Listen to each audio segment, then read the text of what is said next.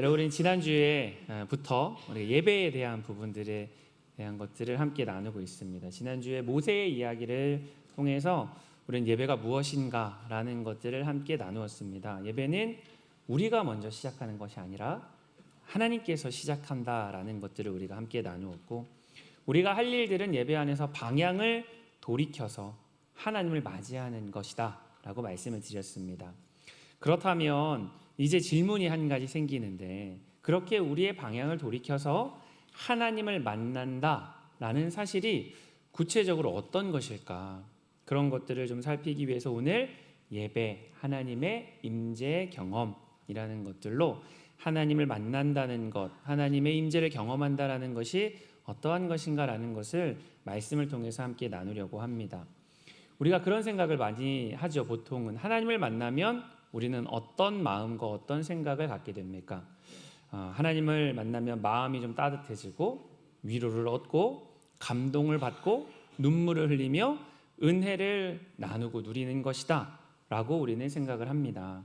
그것도 너무나도 당연한 일이고 그것도 너무나도 분명한 경험입니다. 그런데 정말 하나님을 만나면 그것이 전부일까? 라는 그런 생각을 하게 되는 것이죠. 혹시 여러분들은 이런 생각해 보신 적 없으신가요? 오늘 예배 참 별로였어. 오늘 예배 참 은혜가 없었어. 오늘 예배 뭔가 좀 내 마음을 가득 채우는 게 없었어. 이런 생각해 보신 적 없으신가요? 우리는 예배에 나와서 예배를 자꾸 평가하려고 하는 그런 마음들이 있고요. 그 예배의 평가의 기준은 우리의 감정이 만족함으로 채워져 있는가, 내가 채우고자 하는 것들로 그 예배가 나를 채워줬는가라는 것들에 우리의 기준이 있을 때가 많이 있습니다. 은혜롭고 감동적인 예배, 우리가 바라는 것이지만 그것을 우리가 그저 감동적으로, 우리의 감정적으로 그런 것들을 판단할 때가 많다라는 것이죠. 그런데 오늘 이사야서 6장은요, 분명히 이사야라는 사람이 하나님을 만나게 되었는데 하나님을 만나는 그런 과정들을 우리에게 보여주면서 정말 하나님을 만나는 것이 어떤 것인가라는 것들을 우리에게 보여주고 있습니다. 그런데 그 반응이요, 우리가 생각하는 것들과는 좀 다릅니다. 우리의 기대와는 좀 다른 모습을 보여주고 있습니다. 오늘 이사야서 본문을 통해서 우리가 정말 하나님을 만나는 예배, 하나님의 임재를 경험하는 예배, 그것이 어떠한 것인가라는 것들을 함께 발견하고 깨닫게 되고 그런 예배로 향해서 우리의 걸음을 옮기게 되는 저와 여러분들 되시기를 주님의 이름으로 축원합니다. 그러기 위해서 우리가 이사야서 6장 1절부터 4절 말씀을 다시 한번 함께 읽어보시도록 하시지요. 자, 함께 읽어보겠습니다. 자, 시작. 우시야 왕이 죽던 해에 내가 본즉 주께서 높이 들린 보좌에 앉으셨는데 그의 옷자락은 성전에 가득하였고 스랍들이 모시고 섰는데 각기 6 날개가 있어 그 둘로는 자기의 얼굴을 가리었고 그 둘로는 자기의 발을 가리었고 그 둘로는 날며 서로 불러 이르되 거룩하다 거룩하다 거룩하다 만군의 여호와여, 그의 영광이 온 땅에 충만하도다 하더라. 이같이 화답하는 자의 소리로 말미암아 문지방의 터가 요동하며. 아멘. 네, 여기까지 읽도록 하겠습니다. 여러분, 이사야가 하나님을 만났습니다. 근데 오늘 만나는 장면에 그것들을 좀 상상해 보십시오. 그 성전 안에 주의 옷자락이 가득하였다. 그러니까 우리가 생각하는 옷자락이 정말 가득했겠습니까? 하나님의 영광이 어떠한 모습으로, 어떠한 경험으로, 느낌으로 가득 차 있다라는 것들을 그렇게 표현한 것이겠지요. 그렇게 높이 들린 보좌, 성전을 가득 채운 하나님의 옷자락, 6 날개를 가진 스랍들, 그리고 거룩하다 거룩하다 거룩하다라고 외치는 소리, 그리고 요동치는 문지방, 그리고 충만한 연기가 그 성전 가운데 있었다. 그 가운데 이사야는 하나님을 만났다라고 그렇게 이야기하고 있습니다. 그런 모습들이 너무나도 장엄하고 너무나도 큰 그런 모습들이지 않겠습니까? 여러분들은 하나님을 만날 때 이런 경험들을 다들 하고 계십니까? 참 제 지금까지의 예배 생활을 보면 이런 일들이 참 없구나라는 그런 생각들이 드는데, 이런 부분들을 보여주며 우리는 참 하나님의 광대하심을 예배 가운데 경험함으로 말미암아 너무나도 감격스러웠겠다, 너무나도 감동스러웠겠다, 정말 하나님은 너무나도 크신 분이시구나 라는 그런 것들을 생각하게 됩니다. 그런데요, 이사야가 이것들을 경험하고 나서 반응하는 것들은 조금 다릅니다. 우리 5절 말씀을 함께 읽어볼까요? 5절 말씀, 자 시작. 그때에 내가 말하되 화로다 나여 망하게 되었도다. 나는 입술이 부정한 사람이요 나는 입술이 부정한 백성 중에 거주하면서 만군의 여호와이신 왕을 배웠음이로다 하였더라. 아멘. 이사야의 반응은 무엇입니까? 그 장엄한 광경을 보고 너무나도 감격스러워, 감동적이야 이렇게 얘기했습니까? 그렇지 않습니다. 뭐라고 얘기합니까? 화로다 나여 망하게 되었도다, 이렇게 고백하고 있는 것이죠. 무슨 반응입니까 이게? 우리가 기대하는 반응과는 전혀 다른 반응을 이사야는 하고 있다라는 것이죠. 하나님을 만나면 기쁘고 감격스러울 거야. 하나님을 만나면 마음이 따뜻해질 거야. 정말 그 감격으로, 기쁨으로, 즐거움으로 가득한 그런 것들을 경험할 거야 라고 우리는 생각하지만, 오늘 성경이 보여주는 하나님을 만난 이사야 어땠습니까? 망했다라고 이야기합니다. 끝났다라고 이야기합니다. 두려웠다라고 이야기하고 있습니다. 여기에 하나님을 만나는 일들의 놀라운 반전이 있는 것이죠. 진짜로 하나님을 만나게 된다면 우리는 가장 먼저 보여지는 반응은 우리는 무너지게 되어 있습니다. 편해지는 게 아니라 두려워집니다. 자신감을 그 앞에서 생기는 것이 아니라 자신의 부족함을 절감하게 됩니다. 왜 그럴까요? 이사야가 본 그런 광경 가운데 그가 집중하고 보았던 것은 무엇이었을까요? 그것은 하나님의 거룩함입니다. 스랍들이 3번이나 외치는 것이죠. 거룩하다, 거룩하다, 거룩하다라고 말이죠. 여러분, 성경에서 반복하는 것은 굉장히 강조를 이야기하고 있는데, 여기서 천사들이 3번이나 이것들을 강조했다, 반복했다라는 것은 완전하다라는 것들을 의미하는 것일 수 있겠습니다. 하나님은 절대적으로 완전하게 거룩한 분이시다라는 것들을 선언하고 선포하는 것이죠. 여러분, 거룩하다라는 것들에 여러분들이 알고 있는 뜻들 중에 가장 보편적인 뜻은 무엇입니까? 구별되다라는 그런 뜻 아닙니까? 그러니까 그렇게 생각해 보면 하나님은 우리와 완전히 구별되신 분이시다, 우리와 같지 않으신 분이시다라는 그런 고백이 이 고백이었다라는 것입니다. 죄가 전혀 없으시고 더러움이 전혀 없으시고 완전하시다라는 그런 고백이 이 천사들의 고백이었으며, 그것들을 듣고 그것을 인지한 것이 이사야의 고백이었다라는 것이죠. 그 거룩하신 하나님 앞에 서니까 이사야는 무엇이 보였냐면, 그 거룩함에 압도되어서 정신을 잃은 것이 아니라 그 거룩함에 압도되어서 그 앞에 서 있는 자신의 비참함이 보이기 시작한 것입니다. 나는 입술이 부정한 사람이라는 고백이 그때 터져 나온 것입니다. 하나님의 거룩함이라는 빛 앞에서 자신의 죄와 더러움이 정말 적나라하게 드러나게 된 것이죠. 비유하자면 이렇습니다. 캄캄한 밤에, 빛이 없는 밤에 내 옷에 묻은 작은 얼룩들은 사실 잘 보이지 않습니다. 그런데 날이 밝고 햇빛 아래 들어가면 아주 작은 얼룩이라도 우리 눈에 띄기 마련이고 분명하게 보여지기 마련입니다. 마찬가지로 하나님의 거룩함이라는 빛 앞에 우리가 설 때 우리는 평소에 대수롭지 않았던 우리의 모습들, 우리의 그냥 일상의 모습들 가운데 우리의 죄가 그 앞에 다 드러나게 되어진다라는 것이죠. 이것이 우리가 하나님을 만난 이사야를 통해서 발견하게 되는 첫 번째 진실입니다. 하나님을 진짜로 만나면요, 우리는 가장 먼저 우리의 죄로 말미암아, 우리의 비참함으로 말미암아 우리가 경험하게 되는 것은 무너지는 것입니다. 우리의 죄가 드러나고 우리의 부족함이 드러나고 우리가 망했다라는 그런 고백을 할 수밖에 없는 그런 처지에, 그런 상태로 우리는 들어가게 된다라는 것이죠. 그렇다면 이런 질문이 드려지는 것이죠. 예배를 드리면 기뻐야 하고 즐거워야 하고 감격이 있어야 하는데 정말 그렇게 무너지는 것이 참된 예배가 맞나요? 그런 예배 드리는 것이 맞나요?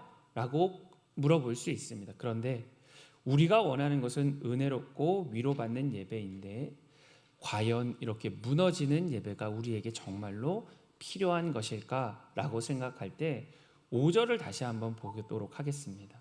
이사야가 망했다라고 외친 그 이유 정확하게 나와 있는데 다시 한번 읽어봅시다. 자, 시작. 그때에 내가 말하되 과로다 나여 망하게 되었도다.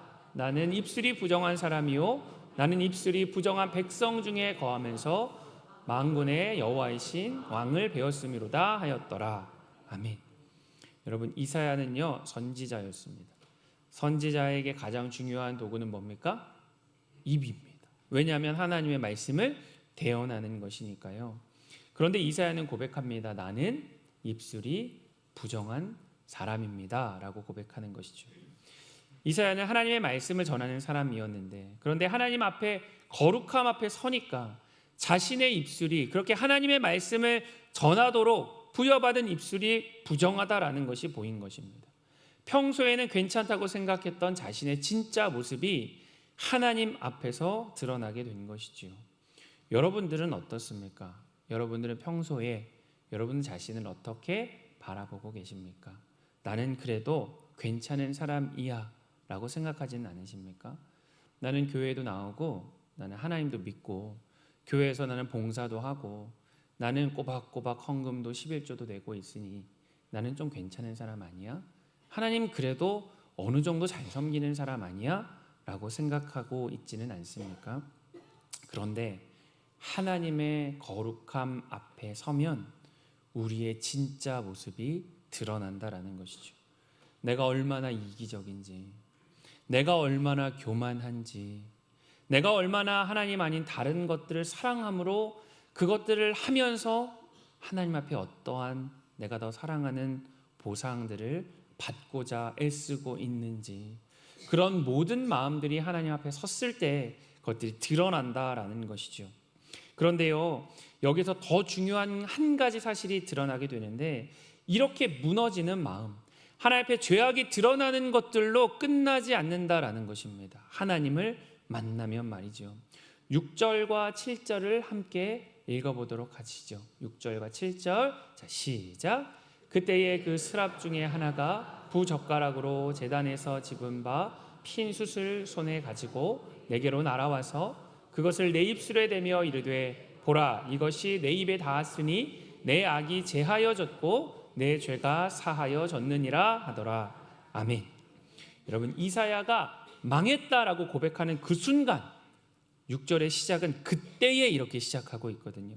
하나님은 즉시 스랍들을 보내셔서 제단에 핀 숯으로 이사야의 입술을 정결하게 해주십니다. 너의 악이 제하여졌고 내 죄가 사하여졌느니라 라는 선포를 해주십니다.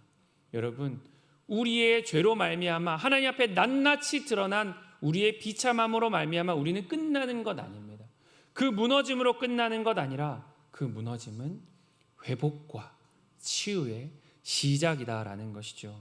하나님의 거룩함이 이사야의 죄를 드러냈고 그 드러남 속에서 하나님의 치유와 회복이 지금 일어나는 것들을 우리는 보게 되는 것입니다. 이사야는 자신의 죄를 숨기지 않았습니다. 나는 입술이 부정한 사람이라고 정직하게 고백했습니다. 그때 바로 그 자리에서 하나님의 용서하심과 정결케 되는 역사가 그 가운데 일어났다라는 것이죠. 여러분, 많은 성도들이, 많은 사람들이 예수를 믿고 하나님 앞에 예배함으로 나오는 많은 사람들은 사실 이 단계를 뛰어넘고자 하는 욕심이 있습니다. 예배는 즐거워야지. 예배는 감동이 있어야지. 예배는 위로와 격려가 있어야지. 그래서 예배 자리에 나와서 끊임없이 그 요소들을 찾고 발견하려고 애쓰며 그것들을 내 마음 가운데 담아가려고 애쓰는 그런 모습이 우리 가운데 있지는 않습니까? 하나님을 만나는 것보다, 하나님 앞에 서는 것보다, 하나님의 임재를 경험하는 것보다 우리가 원하는 것들을 얻고 돌아가려고 하는 그런 우리의 죄성이 여전히 우리 마음 가운데 있는 것 아닙니까? 그런데 여러분, 우리가 은혜가 깊어지고 그 기쁨과 즐거움이 누려지는 이유를 가만히 생각해 보십시오. 왜 하나님 앞에 나오면 기쁩니까? 왜 하나님 앞에 나오면 은혜가 풍성합니까? 우리가 해결할 수 없는 그 죄를 책망하지 않으시고 우리에게 설명하라, 어떻게 됐는지 나를 이해시켜라 라고 우리를 종용하지 않으시고 우리의 모든 것들이 드러나는 그 순간 그것을 정직하게 고백하면 그것들을 용서하시고 그것들을 사유하시고 우리를 받아주시는 그 은혜 때문에 우리는 기쁨과 즐거움을 누릴 수 있는 것 아닙니까? 그러니 우리의 진정한 기쁨과 즐거움과 감격은 그 죄의 깊이를 경험하는 그 깊이에 비례한다라는 것들을 우리는 기억해야 합니다. 그 죄악이 드러나는 그 과정 없이 우리가 예배 와서 즐거움과 위로와 격려를 얻었다면 죄송하지만 그것은 하나님을 예배한 것 아닙니다. 하나님을 만난 것 아닙니다. 하나님의 임재를 경험한 것 아닙니다. 그것은 그저 나 자신을 위한 예배를 드린 것 뿐입니다. 여러분, 우리의 예배가 진짜려면 반드시 이러한 일이 우리 가운데 경험되어져야만 합니다. 이것이 우리가 발견하는 두 번째 진실입니다. 무너짐은 끝이 아니라 회복의 시작이다라는 것이죠.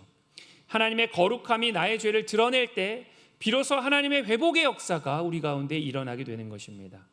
그렇다면 우리에게는 마지막 한 가지 질문이 많습니다. 이렇게 무너지고 회복된 이사야에게 어떠한 일들이 일어났을까? 그래, 내가 죄악이 너무나도 많았고 그것들로 말미암아 나를 회복시켜 주신 하나님으로 말미암아 내가 위로를 얻었다, 내가 감격했다, 내가 격려를 받았다, 이것으로 끝났을까요? 그렇지 않습니다. 오늘 그 예배의 끝은 어떻게 시작되는, 마무리가 되고 있는가? 하나님을 만난 이사야는 어떻게 반응하고 있는가라는 것들을 8절을 통해서 우리가 함께 보게 됩니다. 우리 8절 말씀을 함께 읽어보시죠. 자, 시작. 이르시되 내가 누구를 보내며 누가 우리를 위하여 갈고 하시니 그때에 내가 이르되 내가 여기에 있나이다, 나를 보내소서 하였더니 아멘. 여러분, 이사야가 이전에 직전에 고백했던 분명히 망했다라고 외쳤던 그런 사람이 이제 8절에서는 뭐라고 얘기하냐면 나를 보내소서라고 이야기하고 있습니다. 무엇이 이사야를 이렇게 바꾸게 만들었습니까? 하나님을 만난 것입니다. 하나님의 임재를 분명하게 똑똑하게 경험한 것입니다. 자신의 죄를 인정하고 하나님의 용서를 받고 정결케 되는 경험을 한 것이지요. 그런데 주목하십시오. 하나님은 이사야에게 너 정결케 됐으니 이제 평안히 돌아가라 라고 말씀하시지 않으십니다. 오히려 그 이사야에게 뭐라고 얘기하시냐면 내가 누구를 보내며 라고 물으십니다. 진짜 예배는 우리를 변화시켜서 세상으로 보내게 된다라는 것을 우리는 기억해야만 합니다. 하나님은 그저 이 자리에서 은혜를 누리고 우리가 그냥 기뻐하고 즐거워하고 우리끼리 잔치 가운데 있는 것들을 원하시는 것이 아닙니다. 우리에게 은혜를 주심은 그 은혜를 우리를 통해서 흘려보내기 위해서, 우리의 기쁨과 즐거움을 누리는 것은 저 세상에 나가서 그 즐거움과 기쁨을 함께 나누고 누리라고 우리에게 이 자리에 나온 우리들에게 그것들을 허락하여 주시는 것입니다. 예배당 안에서 은혜롭고 끝나는 것은 예배가 아닙니다. 예배에서 하나님을 만난 사람은 세상 속으로 나아가서 하나님의 뜻을 그 가운데 행하며 살아가게 된다라는 것이죠. 생각해 보십시오. 이사야가 받은 사명은 어떤 것이었냐면 9장 이후의 어떤 그런 상황들을 보면 듣기 좋은 메시지를 전혀 전하지 않습니다. 백성들의 죄를 지적하고요, 심판하고 경고하는 그런 메시지를 백성들에게 전하는데 그 백성은 누구입니까? 자기 주변에 있는 수많은 이스라엘 백성들, 관계하고 있는 사람들 아닙니까? 여러분들도 만약에 이사야였다면 그런 일들이 달가운 일이겠습니까? 하고 싶지 않은 이야기 아니겠습니까? 그 일들 때문에 관계가 어그러지고 사람들로부터 마음의 어려움을 겪게 되는 그런 말들을 들을 수밖에 없는 그 자리로 나아가는 것, 그런 용기, 그런 결단, 그것들을 받아들일 수 있었던 그의 마음 가운데는 무엇이 있었을까요? 그것은 바로 하나님을 만나고 하나님의 임재를 경험했기 때문이 아니겠습니까? 자신의 죄를 용서받은 감격이 하나님 앞에서 있었기 때문에 그 경험이 이사야로 하여금 그 어려운 사명도 기꺼이 감당할 수 있는 그런 태도와 마음을 얻게 한 것입니다. 우리는 어떻습니까? 우리는 예배를 드리고 나서 무엇이 좀 달라져 갑니까? 어떤 사람은 예배를 자신을 충전하는 시간으로 여깁니다. 힘든 하루 하나님 내가 보냈는데 하나님 나를 좀 충전시켜 주십시오. 내 힘이 많이 떨어졌는데 내게 힘을 불어 넣어 주십시오. 주일날 예배 드리면서 다시 돌아올 한 주간을 살아갈 힘을 나에게 불어 넣어 주십시오. 여러분, 물론 예배가 우리 가운데 그런 역사를, 그런 은혜를 주는 것 맞습니다. 그런데 그것이 전부가 아님을 우리는 기억해야 된다는 것이죠. 그것이 예배의 중심에 설 수 없다라는 것을 우리는 기억해야만 합니다. 예배의 방향은 누구를 향해 있는 것입니까? 하나님을 향해 있는 것입니다. 나를 향해 있는 것은 나라는 우상을 섬기는 것입니다. 우리의 예배는 철저하게 하나님 한 분을 향한 것, 하나님을 만나는 자리, 하나님의 임재를 경험하는 그런 곳이 되어야 한다라는 것이죠. 그래서 하나님을 만나는 사람은 달라지는 것입니다. 그 변화된 모습으로 세상 속에 나아가서 하나님이 부르신 자리에서 하나님의 사람으로 살아가게 되는 것입니다. 이것은 어떤 거창한 것을 이야기하는 것 아닙니다. 목사나 사역자나 선교사가 되라고 말하는 것 아닙니다. 각자의 자리에서 우리가 하나님의 사람으로 살아가는 것이죠. 예배를 통해서 내 교만이 깨어졌다라고 한다면 이번 주에 만나는 사람들을 겸손하게 대하는 것입니다. 예배 가운데 하나님의 용서를 경험했다면 집에 가서 가족들을 대할 때 더욱더 인내하며 넉넉함으로 그를 품어 안을 수 있는 마음을 갖는 것입니다. 예배에서 하나님의 사랑을 경험했다면 이번 주에 만나는 많은 사람들을 사랑의 눈빛으로, 사랑의 말 한마디로 그들에게 말하고 눈빛을 보내는 것, 여러분, 이것이 하나님께서 우리로 하여금 보내시고 부르신 자리에서 하나님을 만난 자들의 삶의 변화다라는 것을 우리는 기억해야 한다라는 것이죠.